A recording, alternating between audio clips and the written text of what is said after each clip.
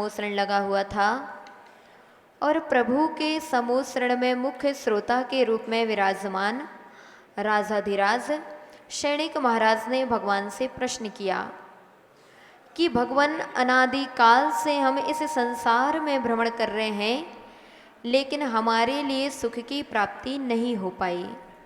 आखिर इस सुख का उपाय क्या है?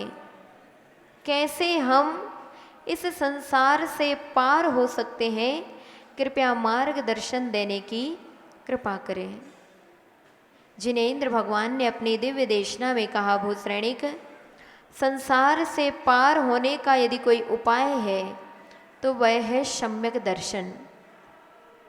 आज तक जितने जीव मोक्ष को प्राप्त हुए, दुखों से मुक्त हुए, उन्होंने पहले सम्यक्त को अंगीकार किया था। विगत दिनों से हम सभी इसी सम्यक दर्शन की व्याख्या सुन रहे हैं। बतलाते हैं, जीता तो हर कोई है, लेकिन जो जीवन को सार्थक बना लेता है उसका ही जीना जीना कहलाता है।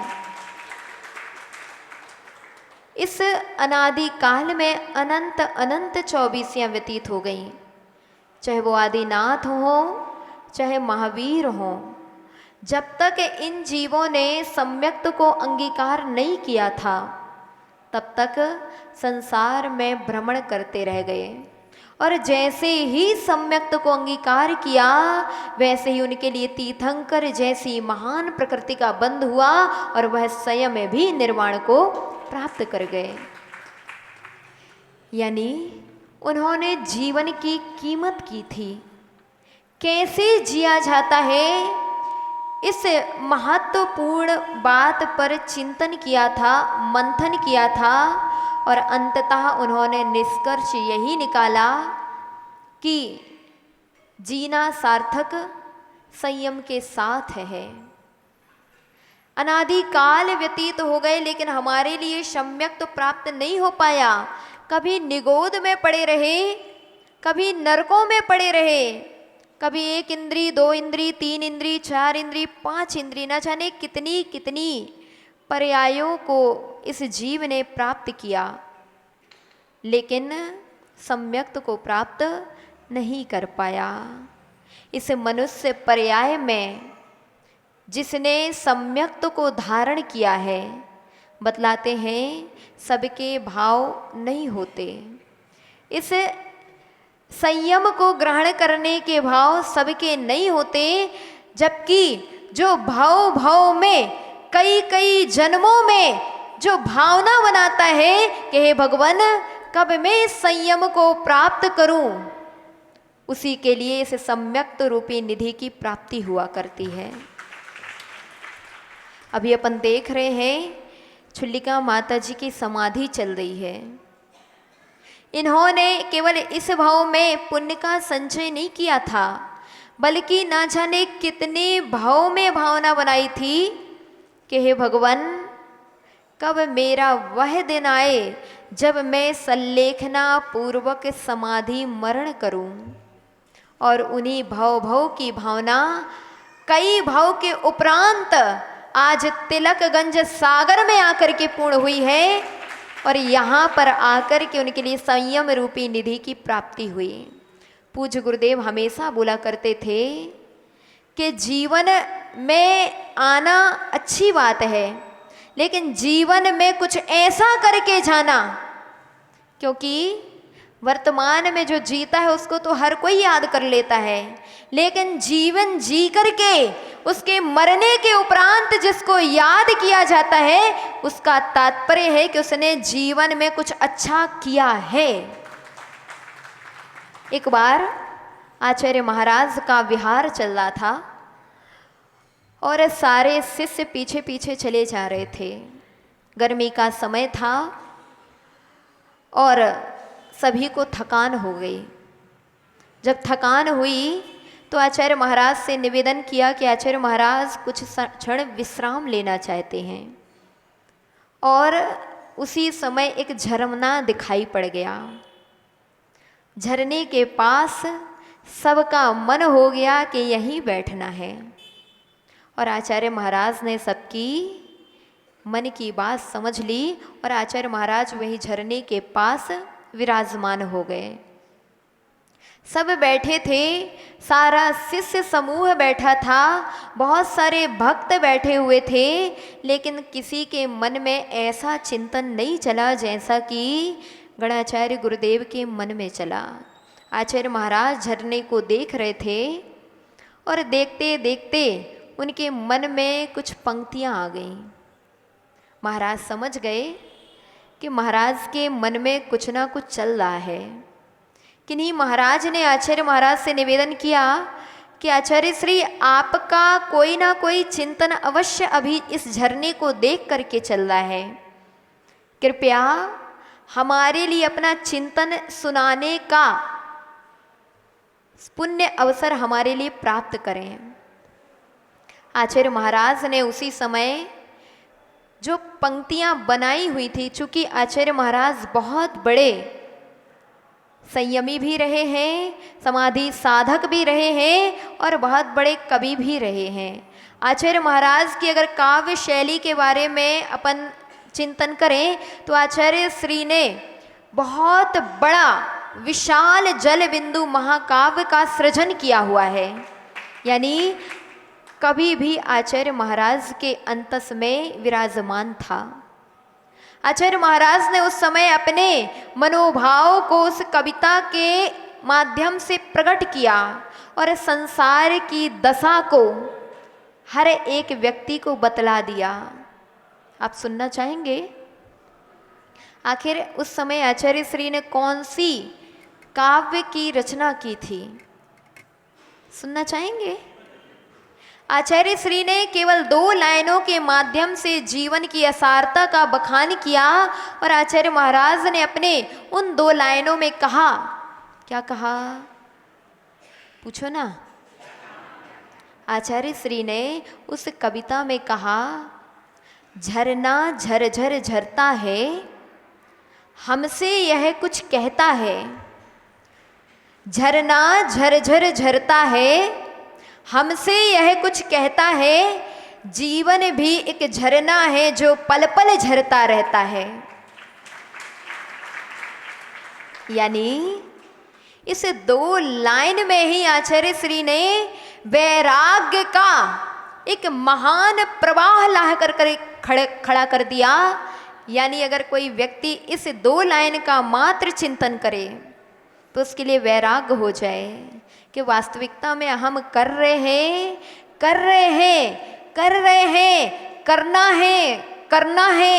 करना है, यह तो विचार चल रहा है, लेकिन मरना है ये विचार आज तक हमारे मन में आया ही नहीं। आचार्य महाराज ने कहा, जीवन भी एक झरने की तरह है जो पल पल झरता जा रहा है, लेकिन उस झरने को सार्थक वही बना पाता है जिसके जीवन में असीम पुण्य का संचय हुआ करता है। वहीं पास में कुछ चट्टानें और थीं। कुछ चट्टानें ऐसी थीं जो झरने के पानी से गीली हो रही थीं, लेकिन कुछ चट्टानें ऐसी थीं जो सूखी हुई थीं। कुछ दिखाई नहीं दे रहा था लोगों के लिए, लेकिन गुरु जी के लिए उन चट्टानों में कुछ दिखाई पड़ गया। आचार्य श्री ने सब शिष्यों को बोला, कुछ दिखाई दे रहा है इन चट्टानों में? अभय भैया वहीं बैठे थे, बोले महाराज चट्टानें ही दिखाई पड़ रही हैं। और क्या दिखेगा, चट्टान ही दिखाई पड़ेगी ना, चट्टान पड़ी है तो चट्टान दिखाई पड़ेगी। पराग भैया भी बैठे हुए थे शायद, बोले महाराज पत्थर ही दिख रहे हैं और कछु नहीं दिख रहे हैं। सुनील भाई साहब, कहाँ दिख रहा था? पत्थर ही नजर आ रहे थे, सबको वहां पर पत्थर ही नजर आ रहे थे। सबसे पूछा गया क्या नजर आ रहा है? बोले पत्थर नजर आ रहा है, सूखा पत्थर नजर आ रहा है। आचार्य श्री बोले नहीं, पत्थर तो नजर आ रहा है, लेकिन पत्थर पे जमी हुई काठ नजर नहीं आ रही, जो सफ़ेद वर्ण में वहाँ पर जमी हुई है। इसका तात्पर्य कि यहाँ पर कभी पानी था, आज भले ही पानी हो या ना हो, लेकिन यहाँ पर इस काट से संकेत मिल रहा है कि यहाँ पर कभी पानी था।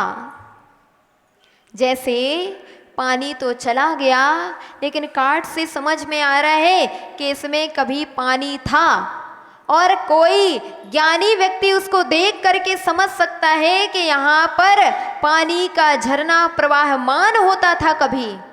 ऐसे ही आचार्य महाराज ने वहाँ बताया कि भैया जन्म मिला है, जन्म मिला है, जन्म एक दिन पूर्ण हो जाएगा, जीवन एक दिन पूर्ण हो जाएगा, लेकिन जीवन में कुछ ऐसा करके जाना कि आपके लिए मरने के बाद भी याद किया जाए कि इनने कुछ अच्छा काम किया था।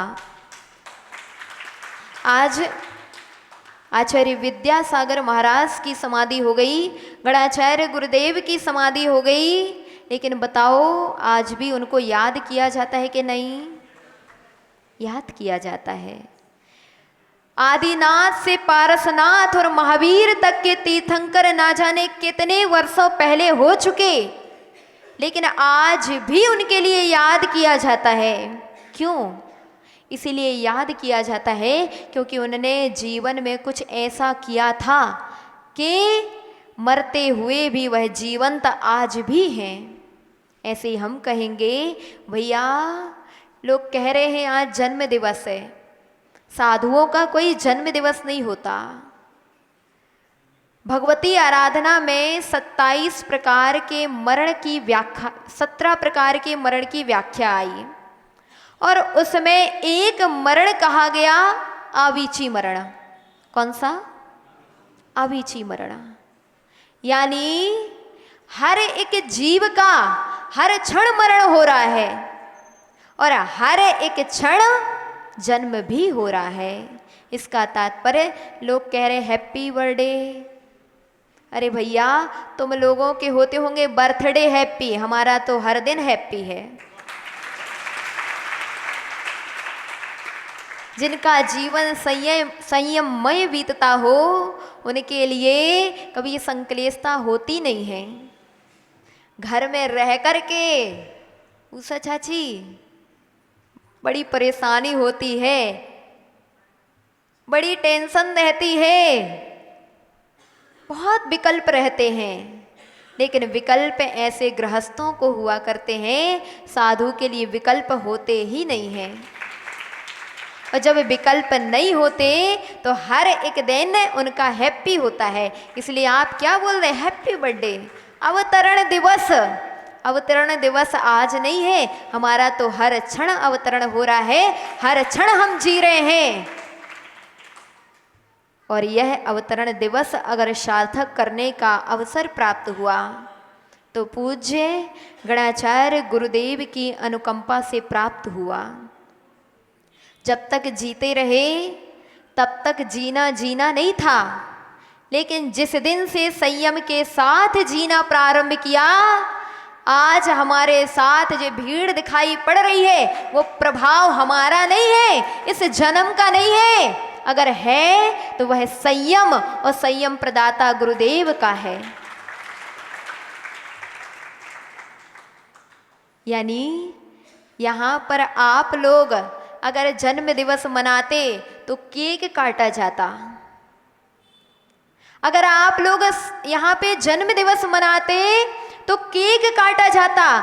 संयमियों के जन्म दिवस में केक नहीं काटा जाता, बल्कि यहाँ पर तो हर क्षण जन्म को लेकर के कर्मों को काटा जाता है। इसलिए यहाँ केक काटने की आवश्यकता नहीं होती। केक तो वो काटते हैं जिनकी जिंदगी कटती है। क्या कर रहे हैं? काट रहे हैं। क्या बोलते हैं सचिन भैया? क्या कर रहे? सौभाग्य है। बोले कौन है? सचिन समैया है। अरे भैया समैया नहीं, आप तो लिखा करो हम जैन हैं, हम जिनेंद्र के भक्त हैं। क्या बोलते हैं? जिंदगी काट रहे हैं, और जिंदगी काटने वाले ही हर जन्मदिन में केक काटा करते हैं। सच है? इसलिए कहते भैया, जिंदगी काट रहे हो अगर तो केक काटना, अगर आप चाहते हो संयम के साथ जीवन व्यतीत हो तो कर्म काटने का पुरुषार्थ करना अपने जीवन में। बहुत सुंदर। आज हमें भी यह सौभाग्य मिला है कि इस दुर्धर पंचम काल में हमने जन्म तो लिया, लेकिन इस जन्म को सार्थक करने का सौभाग्य हमारे लिए प्राप्त हुआ है। आपके लिए भी यह जन्म मिला है। इस जन्म को यूं ही मत गवा देना। दूसरों के बारे में विचार करते हुए, संक्लेशता करते हुए, आर्त रौद्र परिणाम करते हुए, इनने ऐसा कह दिया, इनने ऐसा कर दिया, इनकी वजह से ऐसा हो गया, जितने क्षण आपकी संक्लेशता चल रही है, समझना हमारा जन्म अभी सार्थक नहीं है। जितने समय संक्लेशता चल रही है, आप समझना जन्म तो मिला था, लेकिन हमने जन्म के इन क्षणों को यूं ही गवा दिया, व्यर्थ में गवा दिया। कभी हम जब मन देव पर्याय में थे, कभी नरकों में पड़े हुए थे, कभी त्रियंच बने थे, तब सोच रहे थे कि कब मनुष्य पर्याय मिलेगी। सबने सोचा, अभी कटरा से लोग आए हुए हैं, बाहुबली कॉलोनी से लोग आए हुए हैं, वर्धमान कॉलोनी से पता नहीं कितने कितने स्थानों से लोग आए हुए हैं। सब विचार कर रहे हैं कि माता जी का अवतरण दिवस मनाने जा रहे हैं। नहीं, अवतरण दिवस तो मनाना, लेकिन अवतरण दिवस के दिन यही भावना भाना कि भगवान आज तक हमने इस जन्म को सार्थक करने का ऐसा कोई पुरुषार्थ नहीं किया, लेकिन आज हम यही भावना भाते हैं कि जैसे बड़े बड़े तीर्थंकरों ने, आज जो विद्यमान महापुरुष हैं, उन्होंने अपने जन्म को सार्थक और सफल बनाया, हम भी अपने जीवन में नियम संयम को लेकर के अपने जन्म को सार्थक बनाएं। ये जन्म अवतरण दिवस तभी सार्थक और सफल होगा आपका मनाना, जब आप यहाँ से कुछ ले करके जाएंगे। क्या ले करके जाएंगे?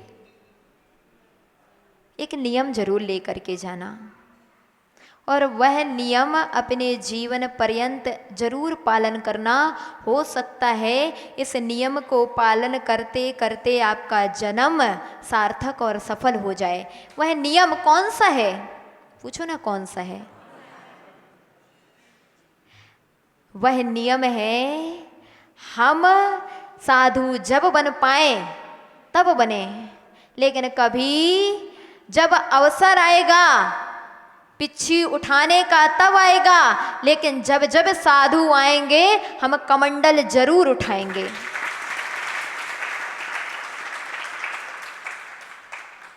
ये नियम ले लेना। साथ ही ये नियम जरूर लेना कि साधु जब बनेंगे तब बनेंगे, जब तक हम श्रावक हैं, जब तक हम इस श्रावक कुल में हैं, तब तक हम अपने श्रावक पर्याय को धन्य करने का हर एक पुरुषार्थ करेंगे।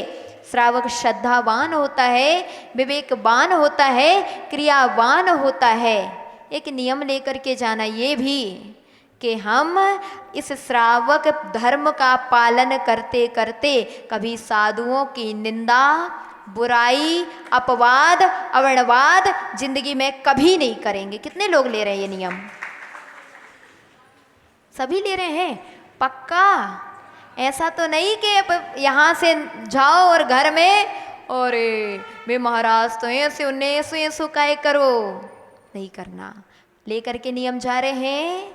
आज ये गुरु दक्षिणा दे करके जाना कि हम अपने जीवन में कभी गुरुओं की निंदा नहीं करेंगे। बोलो मुख से, हे माता जी, हम आज के इस पावन अवसर पर यह नियम लेते हैं कि साधु का अवतरण दिवस तो मना रहे हैं, लेकिन साधु की जीवन में निंदा नहीं करेंगे, कभी उन पर उपसर्ग नहीं करेंगे, और जब उनके ऊपर कष्ट आए, बोलो ना, तो कष्ट में ऐसा नहीं कि दूर से देखेंगे। जब उनके ऊपर कष्ट आए, जोर से बोलो, तो हम विष्णु कुमार बन के उनकी सेवा और शुश्रूषा करेंगे। बहुत अच्छा, ये आज आपने बहुत अच्छा अवसर प्राप्त किया। इस जीवन को अगर केवल इतना नियम आपने पालन कर लिया तो हो सकता है कभी आदिनाथ ने मुनियों को आहार दान दे करके, मुनियों की सेवा करके, निंदा करके नहीं, तीर्थंकर जैसी प्रकृति का बंद किया था, ऐसे पूरी सागर की समाज एक दो भाव में ही साक्षात तीर्थंकर का समूह लगे और सागर की पूरी समाज और हम एक साथ बैठ करके वहां तीर्थंकर की दिव्य देशना सुने। और केवल तीर्थंकर की दिव्य देशना ना सुने, हम स्वयं भी तीर्थंकर जैसे बनने का पुरुषार्थ करें, तभी हमारा यह जीवन सफल और सार्थक होगा। ऐसी मंगल भावना के साथ जय बोलिए परम पूज्य गणाचार्य गुरुदेवाचार्य श्री विराट सागर जी महामुनिराज जी की। सभी लोग